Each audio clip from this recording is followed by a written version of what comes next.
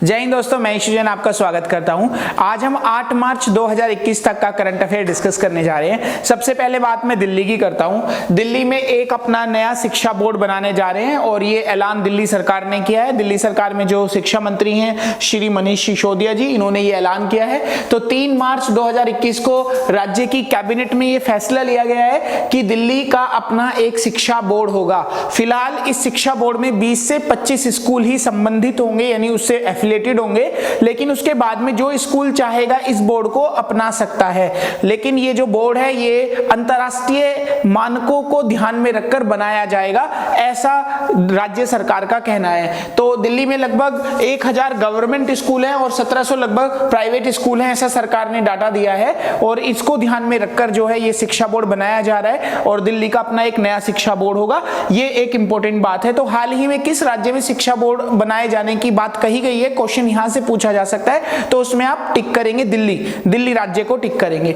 इसके बाद भारत और नॉर्वे ने अपने आप में एक समझौता किया है और वो समुद्री स्थल में 5 वर्षों के लिए योजनाएं शुरू करने की बात कही गई है। तो ये जो समझौता हुआ है वो भारत और नॉर्वे के बीच में हुआ है और इसको केंद्रीय पृथ्वी विज्ञान मंत्रालय ने 3 मार्च को इसके बारे में सूचना दी है और इस समझौते को किया है। तो इस योजना के तहत जो समुद्री स्थल मार्ग हैं उनकी कई सारी योजनाएं इसके अंतर्गत चलाई जाएंगी। तो आप ये समुद्री स्थल मार्ग की योजनाओं को देख सकते हैं। ये भारत और नॉर्वे के बीच में गठबंधन हुआ है, यानी समझौता हुआ है। तो ये बात आप अपने हिसाब से अपनी कॉपी में नोट कर लेंगे क्योंकि क्वेश्चन पूछा जा सकता है यहां से।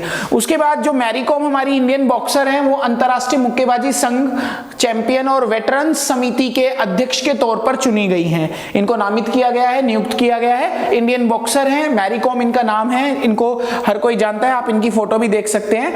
और सबसे इंपॉर्टेंट बात क्या है, जो ये समितियां हैं इसका गठन जो है दिसंबर 2020 में किया गया और इसका जो उद्देश्य है वो बॉक्सिंग का उत्थान करना, इसका प्रमुख उद्देश्य। बॉक्सिंग में इसका मतलब उत्थान कैसे किया जा सके उन सब के बारे में ये समितियां काम करती हैं। और वर्तमान में जो मैरी कॉम है वो संसद सदस्य भी हैं, राज्यसभा से हमारे राष्ट्रपति जी ने इनको नामित किया था और 25 अप्रैल 2016 को इनको नामित किया गया था। तो मैरी कॉम जो है एक एमपी भी है, राज्यसभा की सांसद भी हैं और साथ में अभी अध्यक्ष भी चुनी गई हैं। तो इंपॉर्टेंट क्वेश्चन यहां से बन जाता है। इसके बाद ईज ऑफ लिविंग इंडेक्स 2020 केंद्र सरकार यानी भारत सरकार ने जारी कर दिया है 4 मार्च को।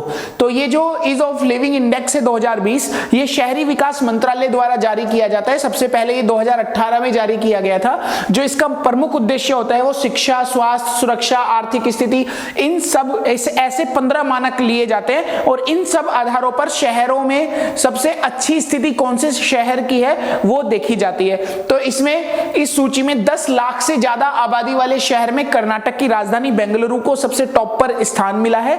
और अगर मैं 10 लाख से कम आबादी वाले शहर की बात करूं तो उसमें हिमाचल की राजधानी शिमला को सबसे अच्छे नंबर मिले हैं। तो इस तरह से 10 लाख से ज्यादा की बात हो रही है तो बेंगलुरु की बात हो रही है, 10 लाख से कम की बात हो रही है तो शिमला की बात हो रही है। अगर मैं म्युनिसिपल परफॉर्मेंस इंडेक्स 2020 की बात करूं तो 10 लाख से ज्यादा आबादी वाला जो नगर निगम है उसमें इंदौर शहर सबसे अच्छा है। नगर निगम के आधार पर अगर हम परफॉर्मेंस चेक करते हैं तो केंद्र सरकार ने इंदौर को इसमें सबसे ज्यादा अंक दिए हैं। और इसके बाद सूरत और भोपाल का नंबर है। तो ये आप एक बार उनका पिक्चर फाइल फोटो भी देख सकते हो।